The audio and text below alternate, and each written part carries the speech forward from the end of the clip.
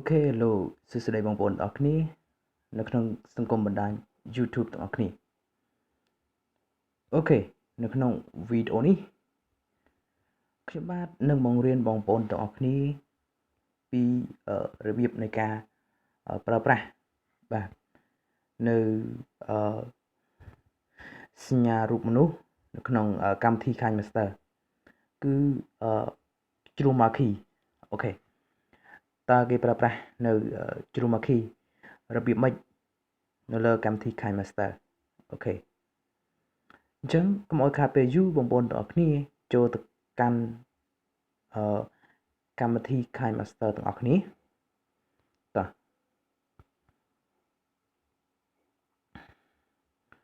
បាទចូលកាន់កម្មវិធី kinemaster ទាំងអស់គ្នា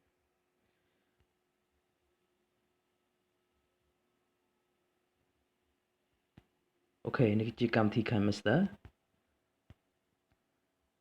យើងចូលមកអញ្ចឹងគឺតើគេប្រើ chroma key របៀបម៉េចឧទាហរណ៍ថាខ្ញុំចុចយកកន្លែង media អាកន្លែង media នេះបងប្អូនទាំងអស់គ្នាអាច add ដាក់នៅវីដេអូឬក៏រូបភាពឬក៏ background បានឥឡូវខ្ញុំឧទាហរណ៍ដូចជា background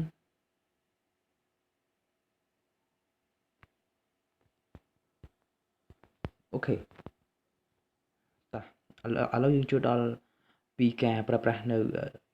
chroma key តើគេប្រើប្រាស់ chroma key ដោយរបៀបណា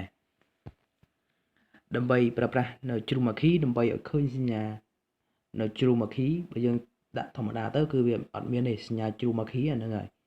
ចុចលើអាហ្នឹងក៏អត់មានដែរដើម្បីដាក់ឲ្យចេញសញ្ញា chroma key មក key បានអញ្ចឹងបងប្អូនទាំងអស់គ្នាទាល់តែបងប្អូនទាំងអស់គ្នាចុចយកកន្លែង layer ហើយបន្តមកទៀតយកកន្លែង media អាកន្លែង media នេះគឺជាកន្លែងដែលយើងដាក់ដូចជារូបភាពដូចជាវីដេអូ background របស់យើងហ្នឹងហើយឥឡូវឧទាហរណ៍ដាក់ជាលក្ខណៈវីដេអូបាទនេះ background អញ្ចឹងបាទជាលក្ខណៈវីដេអូខ្ញុំធ្វើការឧទាហរណ៍អញ្ចឹងបងប្អូនទាំងគ្នាតាមមិនទាន់អញ្ចឹងនៅពេលដែលយើងចុចយកកន្លែង layer ហើយយកកន្លែង media ដាក់នៅរូបភាពហ្នឹងបានមានសញ្ញា chroma key បងប្អូនទាំងគ្នាអូសទៅនេះមកអូសមកនេះសញ្ញា chroma key នេះអូខេ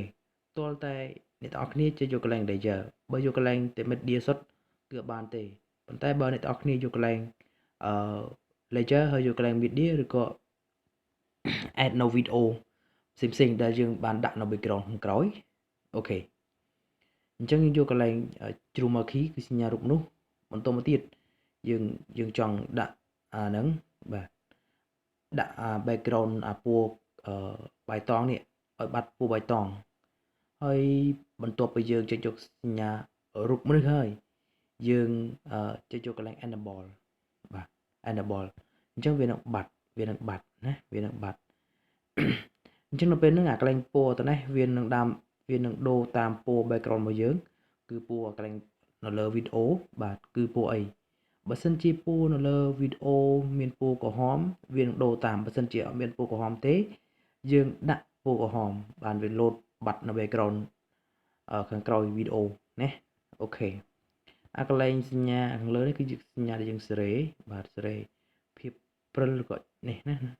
បើនេះសញ្ញាខាងក្រោមគឺយើងដាក់បើសិនដាក់មកខាងឆ្វេងគឺយើងឃើញសញ្ញាពណ៌បៃតងតិចណាឃើញទេបាទហ្នឹងហើយបើសិនជាដាក់ខាងលើនេះបើយើងដាក់អញ្ចេះបាត់ណាព្រិលនឹងច្បាស់អូខេឃើញទេអញ្ចឹងនៅក្នុងសញ្ញារូបមនុស្សហ្នឹងគឺមានកន្លឹះទេបន្តិចទេគឺទេប៉ុណ្្នឹងទេបាទគឺយើងសម្រាប់ដូរនៅ background នៅខាងក្រោយបាទសម្រាប់បដូរនៅ background នៅខាងក្រោយចំណាំណាហ្នឹងហើយអូខេវីដេអូនេះគឺមានតែប៉ុណ្្នឹងទេខ្ញុំចង់បញ្យល់ត្រួសនៅលើkey tool នៅលើកម្មវិធី kinemaster បាទអញ្ចឹងខ្ញុំជឿជាក់ថាបងប្អូនដែលមិនទាន់ចេះកាត់តនៅវីដេអូនៅក្នុងកម្មវិធី kinemaster បាទខ្ញុំជឿជាក់ថាបងប្អូនទាំងអស់គ្នាមិនទាន់ចេះច្បាស់ទេណាឥឡូវនេះខ្ញុំបានបង្រៀនទាក់ទងនឹង chroma key រួចរាល់ហើយអូខេបងប្អូនទាំងអស់គ្នាហើយកុំភ្លេចចុចនៅ subscribe នៅ channel របស់ខ្ញុំដើម្បីទទួលបាននៅវីដេអូថ្មីទៀតខ្ញុំបាទ Pro KM សូមអរគុណសូមជម្រាបលា